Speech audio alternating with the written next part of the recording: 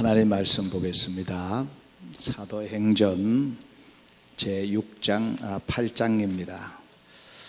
사도행전 8장 38절에서 40절까지 말씀을 우리 다 같이 합독하겠습니다.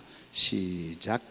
이에 명하여 수레를 멈추고 빌립과 네시가 둘 다 물에 내려가 빌립이 세례를 베풀고 둘이 물에서 올라올새 주의 영이 빌립이 이끌어 간지라. 네시는 기쁘게 길을 가므로 그를 다시 보지 못하니라. 빌립은 아소도에 나타나 여러 성을 지나다니며 복음을 전하고 가이사랴에 이르니라. 아멘. 하나님의 주권, 또 하나님의 절대적인 주권, 여러분 그걸 다 이해하려고 하면 안 됩니다. 이해할 수도 없고요. 근데 우리가 이해하든 안 하든 상관없이 하나님은 자기 뜻대로 하나님의 주권으로 만드신 천지 만물을 다스리고 또 인도하고 계시는 겁니다. 왜 이해할 수 없느냐 하면 하나만 예를 들어서 말씀드립시다. 분명히 사람이 제비를 뽑지만 사실 그 결정은 누가 하느냐? 하나님이 하신다 그랬거든요. 그런데 분명히 하나님이 하시는데 그 제비를 잘못 뽑는 데 대한 책임은 본인이시는 거예요. 여러분 이해가 되나요? 그리고 분명히 하나님의 놀라우신 계획은 그 솔로몬 이후에 그 솔로몬이 범죄해서 그 아들 르호보암과 그 다음에 장군 여로보암을 나라를 갈라버리죠. 남쪽과 북쪽을 가르는데 그것이 하나님의 계획입니다. 근데 거기에서 누가 어떻게 쓰임 받느냐 하는 것은 본인에게 책임이 있다 그 말이에요. 그래서 이 르호보암이나 여로보암, 그리고 또 이 르호보암이 남쪽 유다를 다스리잖아요. 거기에 그 솔로몬 때부터 충신 연세 많은 분들이 조언을 하기도 했고, 또 그 르호보암의 자기 친구들 아주 젊은 사람이 조언하기도 하고 그랬잖아요. 그런데 이 르호보암이 누구 말을 들었습니까? 젊은 사람들의 말을 들었거든요.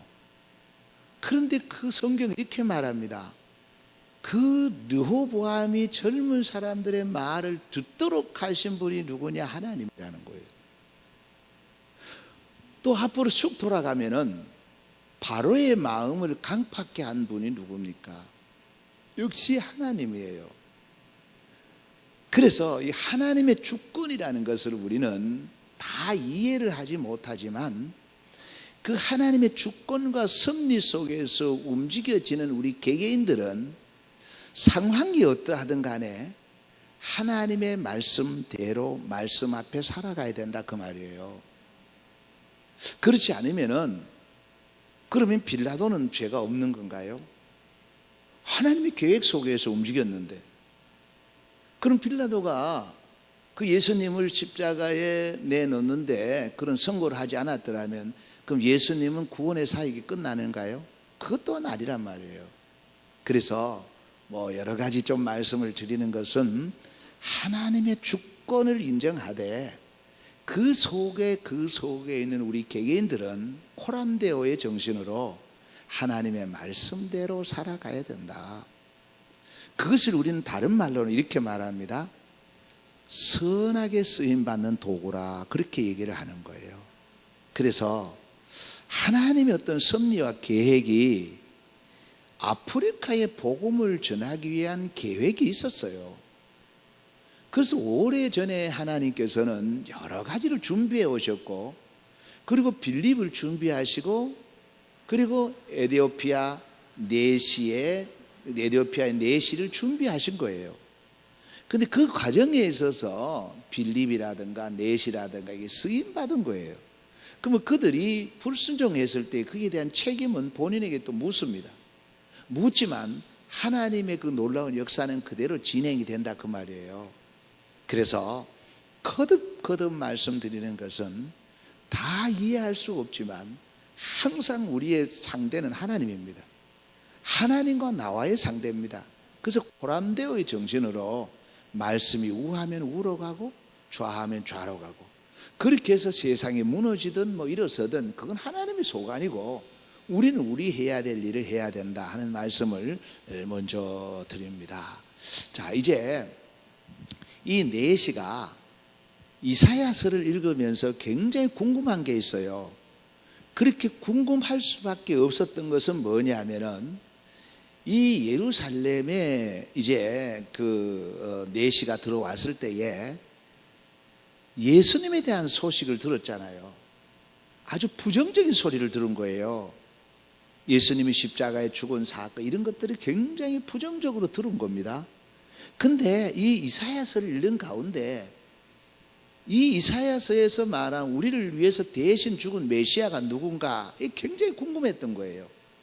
그래서 궁금했다는 것은 뭐냐면은 아마 지금 이스라엘 백성, 이 예루살렘에서 일어났던 이 예수라는 분이 그 메시아가 아닌가 하는 막연한 생각들을 갖고 있었던 거예요. 그래서 이미 성령이 그 마음을 움직이기 시작한 거죠. 움직이기 시작한 겁니다. 그래서 이제 성령님께서 빌립에게 일어나서 이제 가사로 가라고 그러죠. 그래서 빌립이 이제 가사로 내려갑니다. 넘기세요. 내려갑니다. 그리고 또 성령님이 빌립이 이제 가사로 내려가니까 에디오피아 간닥의 내시가 수레를 끌고 지나가는데 그리로 가까이 가라고 그럽니다. 성령님이 가라 그러니까 갔어요. 갔더니 이제 그 성령 순종하죠. 그랬더니 이 빌립이 내시가 빌립에게 그 수레에 올라오라 그럽니다. 요거 영접이라 그랬죠. 아주 중요한 결정적인 순간이에요. 그래서 예수님께서도 마태복음 10장 40절에 그렇게 말하죠. 내가 너희를 보내노니 너희를 영접하는 자는 나를 영접하는 것이고 또 나를 영접하는 자는 하나님 아버지를 영접하는 거다. 이 말씀을 하시면서 어린 소자에게 냉수 한 그릇을 대접하는 것도 결코 상을 잃지 않을 것이라 하신 말씀이 바로 마태복음 10장에 있는 말씀이에요. 그래서 내시가 빌립을 영접해서 넘겨보세요. 이제 성령님께서 빌립에게 성경을 깨닫고 또 해석할 수 있는 능력을 주지요. 그래서 이 에디오피아 내시가 굉장히 궁금했던, 특히 이사야 53장에 나오는 이 우리를 대신해서 죽으셨던 분이 누구냐 굉장히 궁금한 거예요. 그래서 그것을 이제 명쾌하게 해석해 주는 분이 바로 빌립입니다. 그래서 거기에 바로 그분은 바로 예수 그리스도다, 예수님이다, 이렇게 설명을 해 주니까 여기에서 이제 그 내시가 예수님을 영접하는 거지요. 예수님을 영접하고 이제 세례를 받기 위해서 세례 받는 자로 나아가는 겁니다. 자, 여기까지 말씀을 드렸습니다. 자, 오늘 말씀을 한번 보도록 하겠습니다. 이제 빌립과 에디오피아 내시가 이제 각자 사역지로 흩어지는 내용입니다. 여기 이제 8장에서 빌립의 사역이 끝나는 겁니다. 끝나고 이제 9장부터는 사도 바울이 등장을 합니다. 사도 바울의 등장은 무엇을 말하느냐 하면은 이방인 선교거든요. 땅 끝까지 복음을 전하는 겁니다. 자, 먼저 여기 보면 빌립과 에디오피아 내시가 사역자로 가기 전에, 이거 대단히 중요한 거지요. 여러분, 우리가 무슨 일이든지 간에 하기 전에, 에스겔도 그랬지만은 사역하기 전, 사역 전입니다. 전에 아주 중요한 게 있습니다. 그게 뭐냐면은 소명이에요. 먼저 소명입니다. 부름을 받아야 돼요. 이게 확인돼야 돼요. 소명입니다. 두 번째가 뭐냐면은 사명입니다. 사명.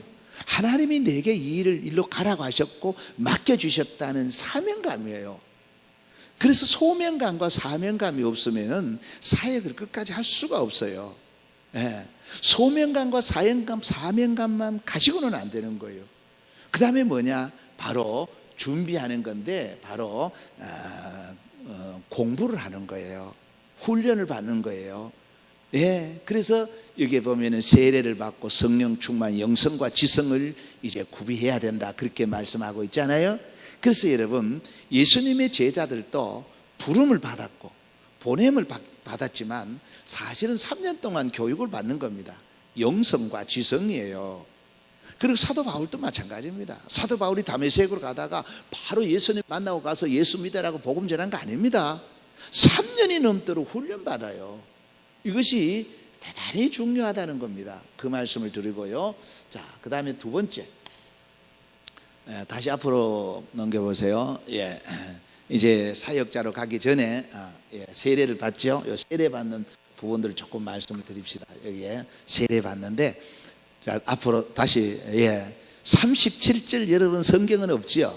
여러분 성경에는 없습니다. 없어요. 근데 37절이라고 제가 붙여놨는데 한번 읽어보겠습니다. 빌립이 가로되 네가 마음을 온전히 하여 믿으면 가하니라. 대답하여 가로되 내가 예수 그리스도를 하나님의 아들인 줄로 믿노라. 예, 우리 성경에는 없는데, 우리 성경도 원래 기록한 원본은 없잖아요. 사본이거든요. 사본들을 다 모아서 이제 이것이 정경으로 만들었거든요. 66권. 그래서 성경은 굉장히 정직합니다. 모을 때에 이 부분을 넣어도 되는데, 이 여러 가지 다른 사본에는 있어요. 다른 사본에는 있지만은 이 공통적으로 다 없어요. 이거는 빼버린 거예요. 그래서 성경은 참 정직하게 모아진 거예요. 예. 근데 이제 많은 성경학자들은 아마 이 말씀이 기록이 되었을 것이라 그렇게 추측을 하는 것 뿐이에요. 예, 뿐입니다. 정경에는 37절이 빠졌는데 다른 사본에는 기록이 되어 있다는 겁니다. 그래서 이것이 바로 최초의 세례 문답이라, 세례 문답입니다. 이게 무슨 말이냐면 네가 예수를 믿느냐, 이 말이거든요. 그래서 이제 예수를 믿는다고 대답을 하잖아요. 그럴 때 세례를 주는 거예요. 아시겠죠? 넘겨보세요. 예. 자, 38절은 이제 우리 책에 나오는 겁니다. 우리 성경에 나오는 거예요. 37장은 7절은 없습니다. 없지요? 없다고 나와 있어요. 38절 같이 있습니다. 이에 명하여 수레를 멈추고 빌립과 네시가 둘 다 물에 내려가 빌립이 세례를 베풀고 그랬죠. 예, 이제 이게 세례를 받는데 이 구절 때문에 참 교회가 많이 신학자들이나 목회자들 많이 싸워요. 쓸데없이. 무슨 말이냐면 여기 물에 내려가 그랬잖아요. 이 물에 내려가라 하는 말은 무슨 말이냐면 사실 침례가 맞아요. 예, 물에 들어가서 받는 거예요. 예, 세례보다는 어떻게 더 감동이 올 수도 있습니다. 상당히 침례가 나쁜 거 아니에요.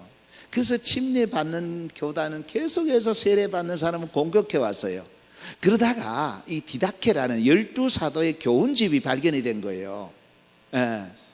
그래서 성경 다음에 바로 어떤 그 예식서라고 볼 수 있죠. 가장 권위가 있는 거거든요. 12사도들이 어떻게 했는가가 기록이 된 것이 바로 디다케입니다. 이 디다케 보면 이렇게 나와 있습니다. 고인 물에, 흐르는 물에 가서 세례를 받아라. 그럼 물에 가서 풍덩 빠져라 그 말이에요. 예. 근데 흐르는 물이 없으면 고인 물에 가서 해라. 고인 물이 없으면 물을 길러와서 머리에 3번 해라. 나와 있어요. 이제는 여기에 대한 이제 대해서 안 싸웁니다, 이제. 세례냐, 뭐 침례, 이것 때문에 이제 안 싸우는 거예요. 교인들도요, 괜히 세례 받은 사람, 침례 받은 사람들 어느 게 옳으냐 봐라. 예수님이 물에 내려갔다, 뭐 빌립이 물에 내려갔다 그러는데, 그런데 그게 중요한 게 아니라는 거예요. 그래서 디다케 12사도들이 우리 베드로부터 쭉 나와 있잖아요. 이 사도들이 당시에 세례를 베풀었던 것이 이렇게 나와 있단 말이에요. 그래서 침례든 세례든 아무 문제가 없다. 그 모르니까 좀 제발 싸우지 마라 그 말이에요. 넘겨보세요. 자, 이제 빌립과 에디오피아 네시가 성령에 이끌리지요. 이제 세례를 받고 나니까 성령에 이끌리는 모습들이 39절에 나옵니다. 같이 읽습니다. 둘이 물에서 올라올새 주의 영이 빌립을 이끌어 간지라. 네시는 기쁘게 길을 가므로 그를 다시 보지 못하니라. 예, 이제 사역 전에 이런 과정 세례를 쭉 받고요. 이제 빌립과 에디오피아 네시가 성령 충만입니다. 성령 충만. 성령 충만해서 이제 그 빌립은 빌립대로, 그죠? 그 다음에 내시는 내시대로 이제 각자 사역지로 흩어지는 거예요. 흩어지는 겁니다. 자, 넘겨보세요. 이제 마태복음 3장 16절 17절은 앞에는 그 에디오피아 내시가 세례를 받을 때의 성령 충만한 내용이거든요. 근데 예수님이 세례를 받을 때는 어떤 현상이 일어났는가 하는 것이 16절에서 17절까지입니다. 같이 읽겠습니다. 예수께서 세례를 받으시고 곧 물에서 올라오실새 하늘이 열리고 하나님의 성령이 비둘기같이 내려 자기 위에 임하심을 보시더니 하늘로부터 소리가 있어 말씀하시되 이는 내 사랑하는 아들이요 내 기뻐하는 자라 하시니라. 예. 그래서 이 말씀 무슨 말이냐면요, 세례를 받을 때는 삼위 하나님의 임재가 나타나는 거예요. 예, 성부 하나님이 말씀하시죠. 하늘부터 소리 나오지요. 성령이 비둘기 나오지요. 예수님이 세례를 받잖아요. 그래서 여러분, 우리가 물세례는 바로 거기에 성삼위 하나님의 임재가 나타나는 거예요. 예, 그래서 세례가 얼마나 중요한지 모르죠.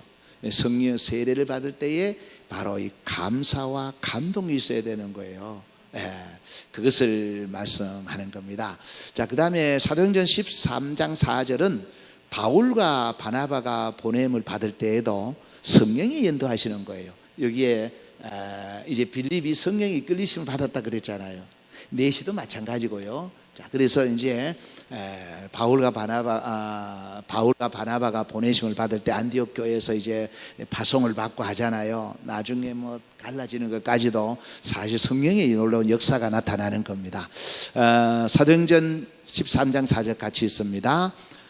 바울과 바나바 다시 두 사람이 성령의 보내심을 받아 실루기아에 내려가 거기서 배 타고 구부르에 가서, 이 구부르, 여기가 이제 바로 바울이 사실 첫 번째 복음을 전하는 곳이라 해도 과언이 아닌데 성령의 이끌리심을 받았다는 거예요.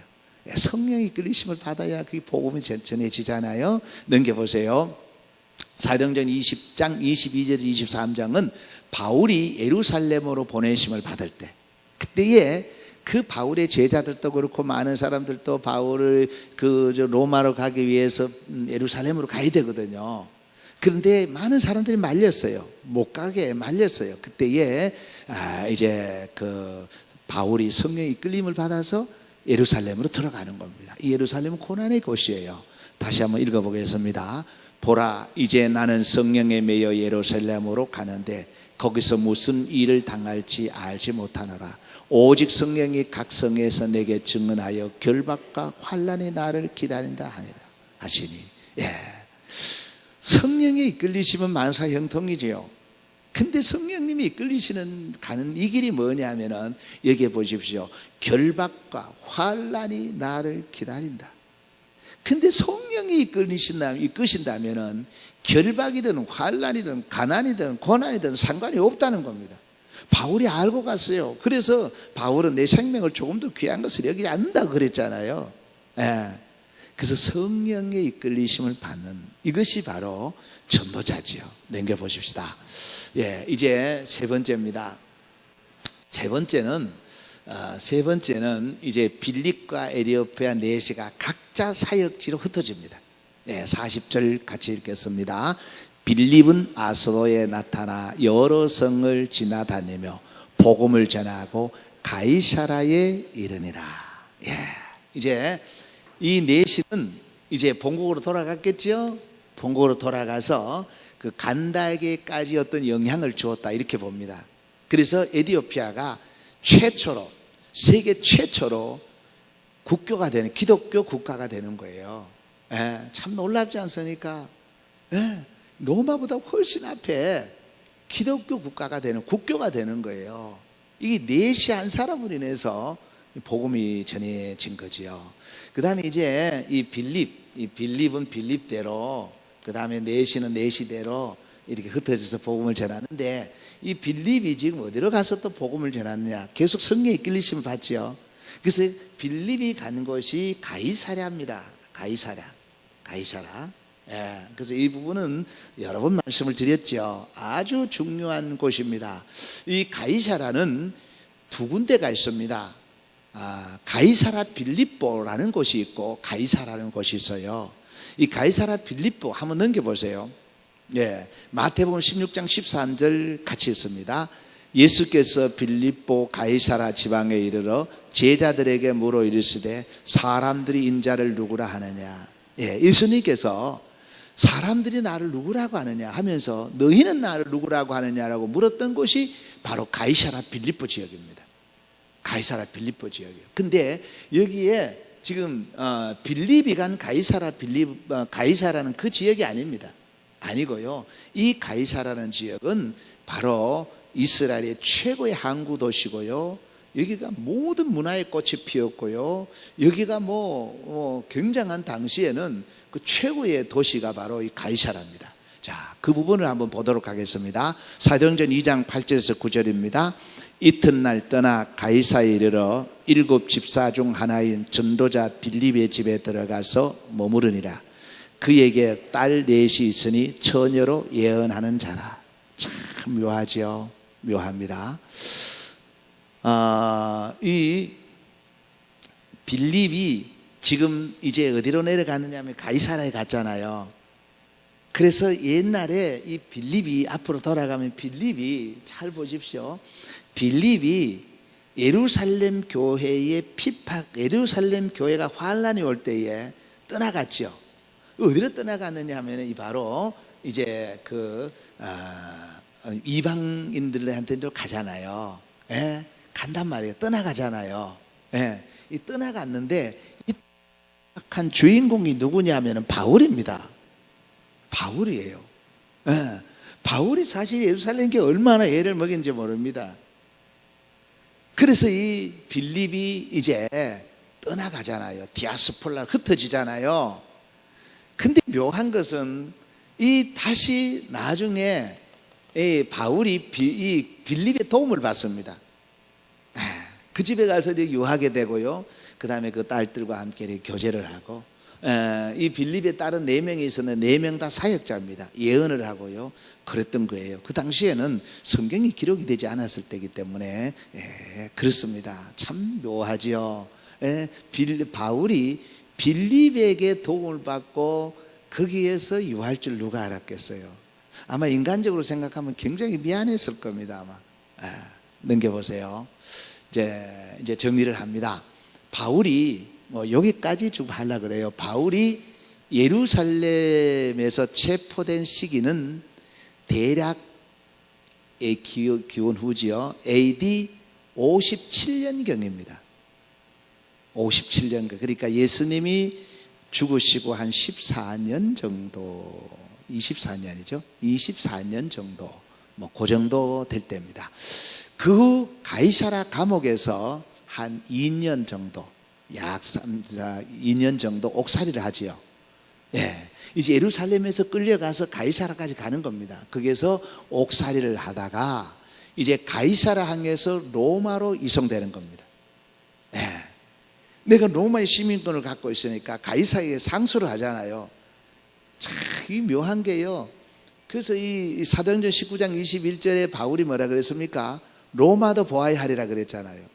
그 바울이 꿈은 로마로 가는 겁니다. 근데 다 막혀버렸어요.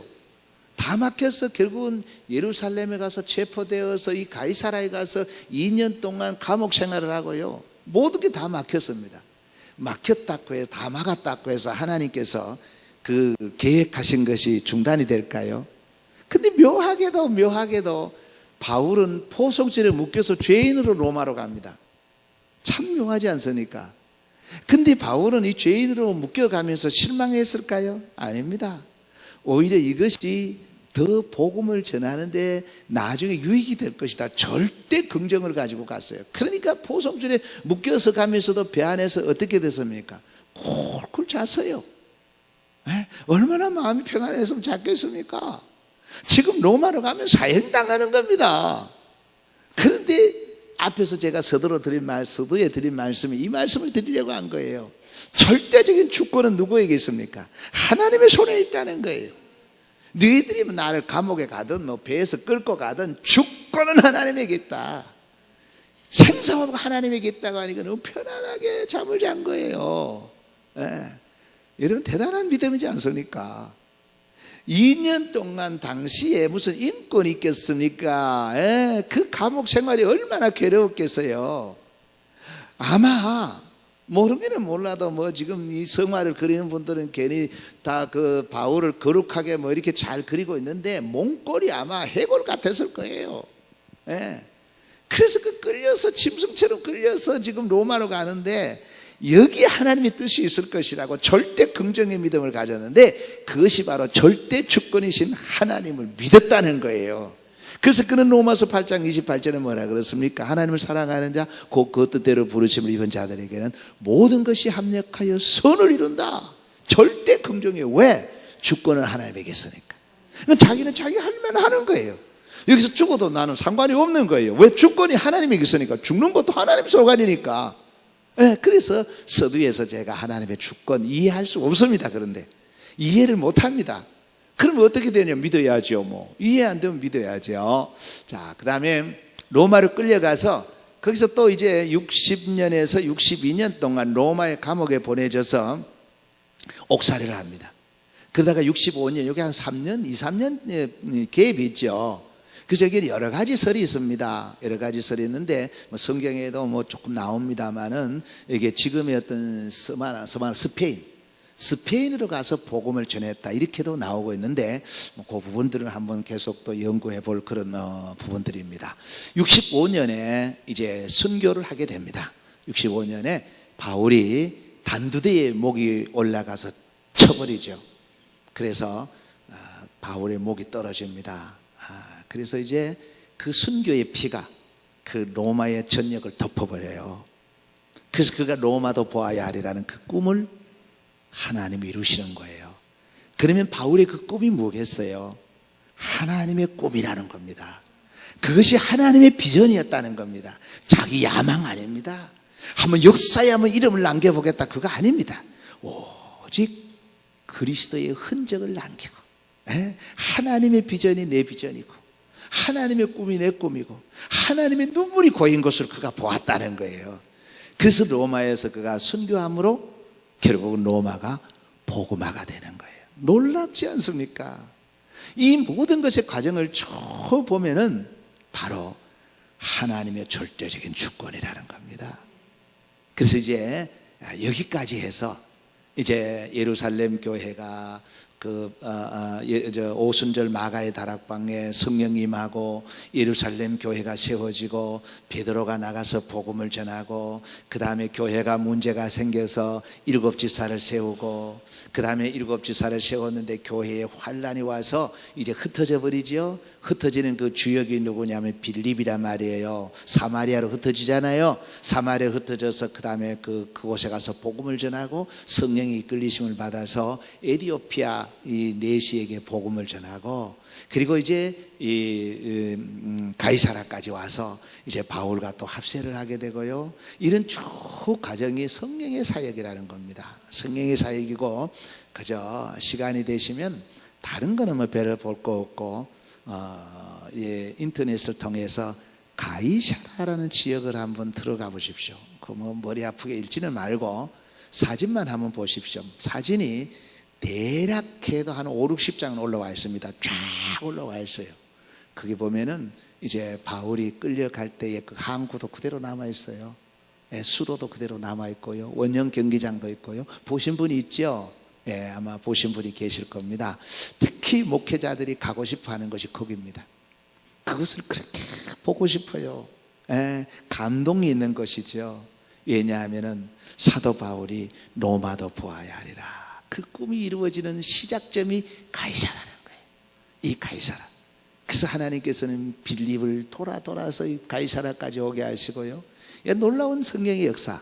이것이 바로 사도행전이라는 거예요. 그래서 사도행전은 다른 말로는 성령행전이라고 그럽니다. 여기까지 이제 빌립의 사역이 끝나는 겁니다. 끝나고 이제 다음 주 9장부터는 드디어 이방 선교 땅끝까지 복음을 전하는 사도 바울이 등장을 하는 겁니다. 그 내용이 이제 다음 주에 말씀을 드리도록 하겠습니다. 기도하겠습니다.